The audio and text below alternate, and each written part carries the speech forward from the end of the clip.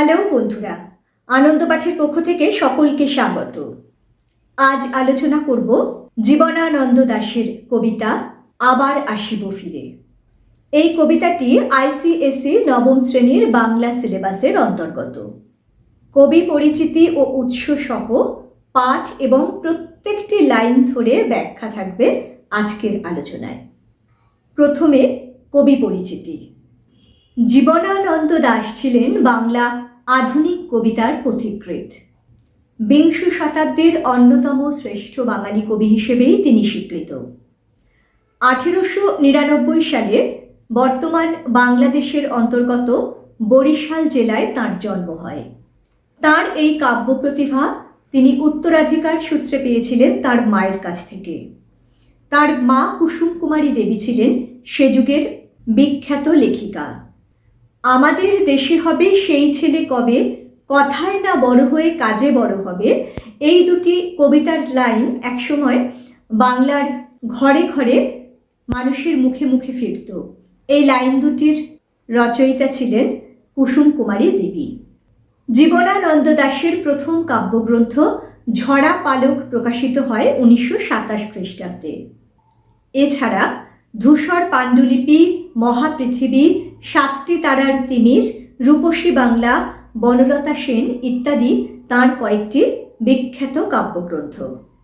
কবি হিসেবে সমধিক খ্যাতি অর্জন করলেও তিনি ছিলেন একাধারে কবি, ঔপন্যাসিক, প্রাবন্ধিক, সম্পাদক এবং অধ্যাপক।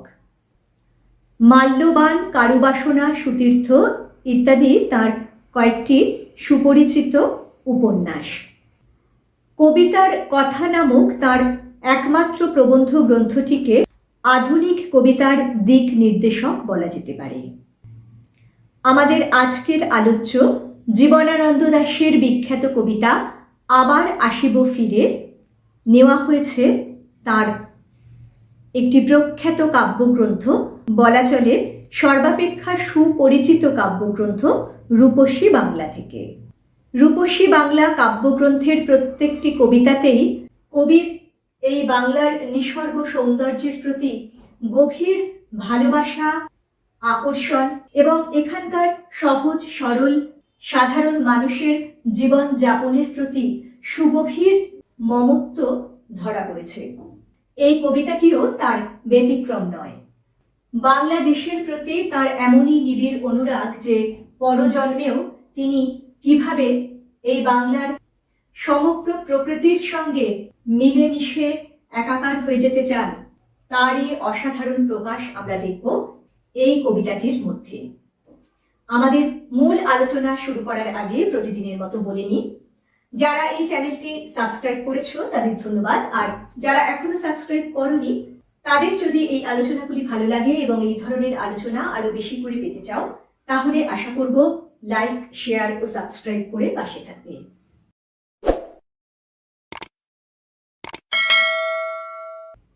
চলে আসছি আজকের মূল পাঠে। জীবনানন্দ দাশের কবিতা আবার আসিব ফিরে। আবার আসিব ফিরে ধানসিঁড়িটির তীরে এই বাংলায়, হয়তো মানুষ নয়, হয়তোবা শঙ্খচিল শালিকের বেশে, হয়তো ভোরের কাক হয়ে এই কার্তিকের নবান্নের দেশে, কুয়াশার বুকে ভেসে একদিন আসিব কাঁঠাল ছায়ায়। কবি পুনর্জন্মে বিশ্বাসী। মৃত্যুর মধ্যে দিয়ে এই বাংলার বুক থেকে যে বিচ্ছেদ, যে চলে যাওয়া তাকে বিষাদাচ্ছন্ন করে তুলেছে, সেখান থেকে তার উত্তরণের পথ হলো এই পুনর্জন্মে বিশ্বাস। তার একান্ত কামনা, একান্ত প্রার্থনা তিনি আবার নতুন করে এই বাংলার বুকে এই জন্মগ্রহণ করবেন। না হোক সে জন্ম মনুষ্য জন্ম, তা যদি শঙ্খচিল বা শালিকের বেশেও হয়, এমনকি ভোরের কাক হয়েও যদি তিনি ফিরে আসেন এই বাংলার বুকে, তাহলেই তিনি ধন্য হয়ে যাবেন। এই যে দেখো, শঙ্খচিল বা শালিক, কাক, এগুলি বাংলার একান্ত পরিচিত কিছু পাখি। আর এই কবিতায় এসেছে বেশ কিছু নদীর নাম, বিখ্যাত নদীর নাম। প্রথম লাইনেই এসেছে ধানসিঁড়ি নদীর কথা। এই ধানসিঁড়ি নদী আসাম এবং নাগাল্যান্ডের মধ্যে দিয়ে বাংলাদেশে প্রবাহিত হয়েছে। সেই নদীর তীরে শঙ্খচিল বা শালিক হয়ে তিনি ঘুরে বেড়াতে চান।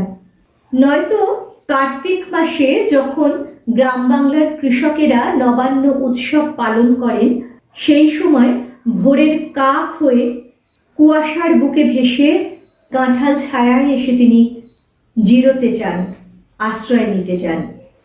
এই নবান্ন সম্পর্কে একটু বলি। পূর্ববঙ্গের অর্থাৎ বর্তমান বাংলাদেশের গ্রামের মানুষদের দ্বারা পালিত একটি বিখ্যাত উৎসব। হেমন্তকালে যখন বাংলার কৃষকেরা শালি ধান কাটে, তারপরে সেই নতুন ধানের, নতুন চালের অন্ন গ্রহণ করা উপলক্ষে একটা বিশেষ উৎসব হয়, তাকেই বলা হয় নবান্ন উৎসব, যে উৎসবের জন্য গ্রাম বাংলার মানুষ অধীর আগ্রহে অপেক্ষা করে থাকে। কবি এর পরের পংক্তিগুলিতে বলছেন, হয়তো বা হাঁস হব, কিশোরীর ঘুঙুর রহিবে লাল পায়, সারাদিন কেটে যাবে কলমির গন্ধ ভরা জলে ভেসে ভেসে, আবার আসিব আমি বাংলার নদী মাঠ ক্ষেত ভালোবেসে, জলঙ্গির ঢেউয়ে ভেজা বাংলারই সবুজ করুণ ডাঙায়। তিনি এমনকি হাঁস হতে চান, যে হাঁস সারাদিন কলমির গন্ধ ভরা জলে ভেসে থাকে। অর্থাৎ এই কলমি যে শাক, সে তো জলা জমিতে হয়, সেইখানে সেই হাঁস সারাদিন ঘুরে বেড়ায়। আর গ্রাম বাংলার কিশোরীর পায়ে যেমন ঘুঙুর জড়িয়ে থাকে, তেমনই হাঁসের ওই লাল পায়ে, হাঁসের পায়ের রং লাল, সেই লাল পায়ে কলমির লতাগুলি যেন ঘুঙুরের মতো জড়িয়ে থাকবে। কি অপূর্ব চিত্ররূপ ফুটে ওঠে তার এই কবিতার প্রতিটি পংক্তির মধ্যে দিয়ে। আবার আসিব আমি বাংলার নদী মাঠ ক্ষেত ভালোবেসে। নদীমাতৃক এই বাংলাদেশের অসংখ্য নদী, তার বিস্তীর্ণ মাঠ, ক্ষেত ভরা ফসল, এই সব কবিকে একান্তভাবে জড়িয়ে রেখেছে এই বাংলার প্রকৃতির সঙ্গে। আবার একটা নদীর নাম এসেছে, দেখো, জলঙ্গির ঢেউয়ে ভেজা বাংলারই সবুজ করুণ ডাঙায়। জলঙ্গিও একটি বিখ্যাত নদী, যা পশ্চিমবঙ্গের মুর্শিদাবাদ ও নদিয়া জেলা দিয়ে প্রবাহিত হয়েছে। এখানে দেখো বলছেন বাংলারই সবুজ করুণ ডাঙায়। এই সবুজ কথাটির মধ্যে দিয়ে বাংলার শস্য শ্যামল ভূমির ইঙ্গিত দিয়েছেন। আবার এই করুণ ডাঙায় কথাটি কেন বলছেন? এই করুণ কথাটির মধ্যে একটা বিচ্ছেদের বেদনার সুর বেজে উঠেছে। কেন সেই বিচ্ছেদের সুর?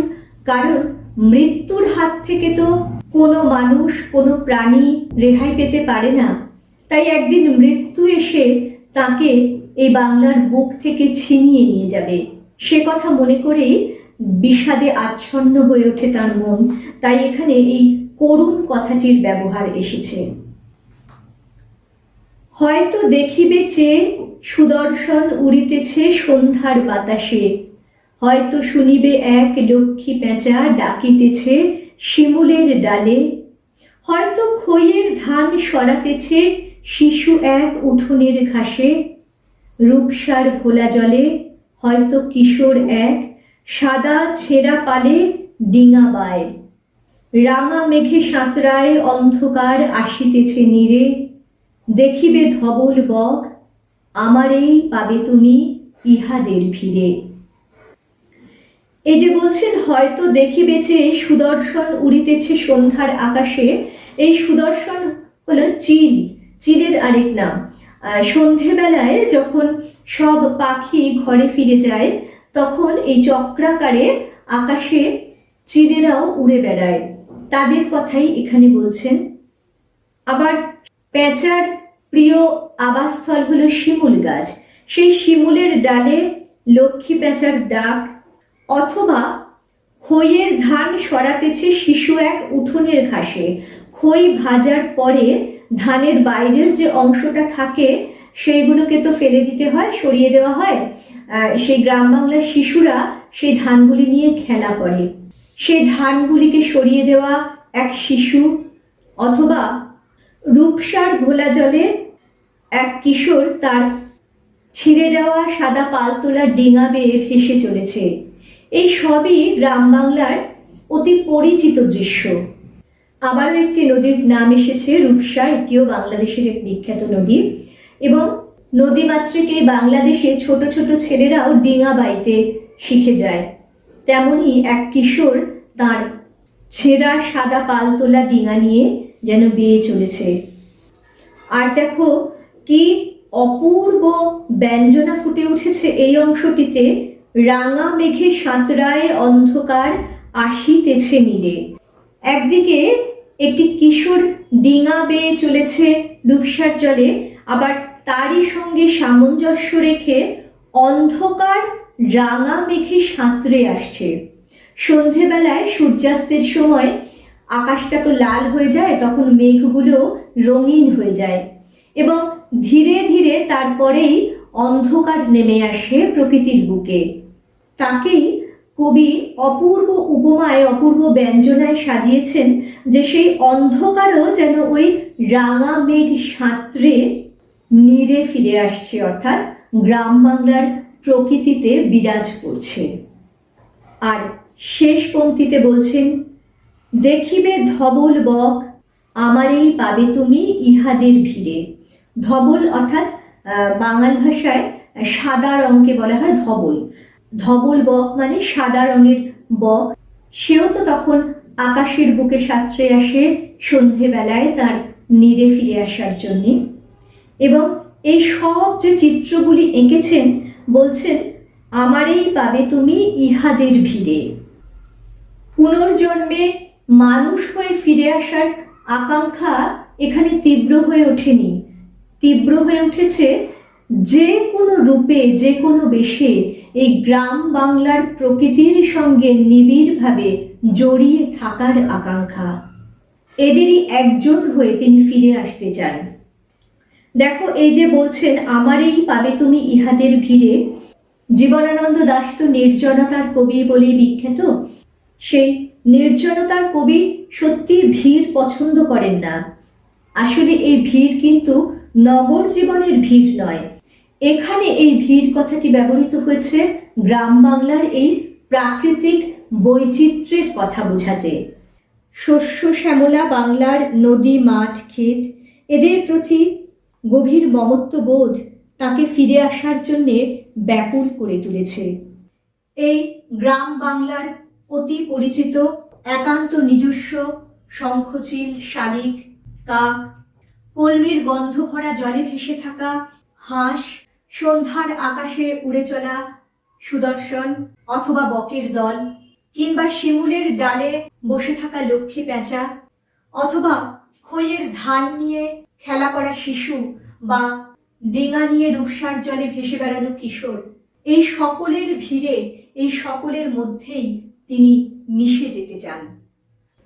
অতএব বলা যায় যে সমগ্র কবিতাটির পাঠ ও আলোচনার শেষে আমরা দেখি কবি বাংলার সজল শ্যামল প্রকৃতি ও সেই প্রকৃতির বুকে সযত্নে লালিত মানুষ ও পশু পাখিদের গভীরভাবে ভালোবাসেন। এরা সকলেই যে তার অতি প্রিয়, তা এই কবিতার প্রতি পংক্তিতে, বা বলা যায় এই কবিতার ছত্রে ছত্রে ফুটে উঠেছে।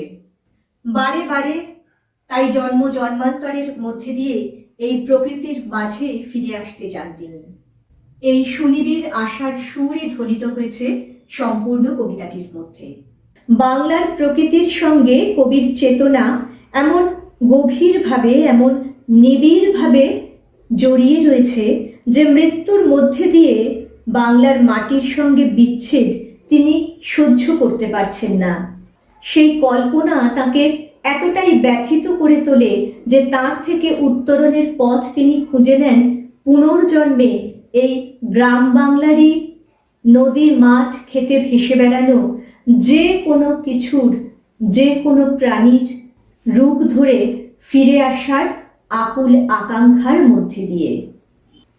কিন্তু শেষ পর্যন্ত মনে রাখতে হবে যে এই কবিতায় পরোক্ষভাবে তাই মৃত্যু চেতনা থাকলেও আসলে বলিষ্ঠ জীবনবাদী এখানে স্পষ্ট ও প্রত্যক্ষ হয়ে উঠেছে।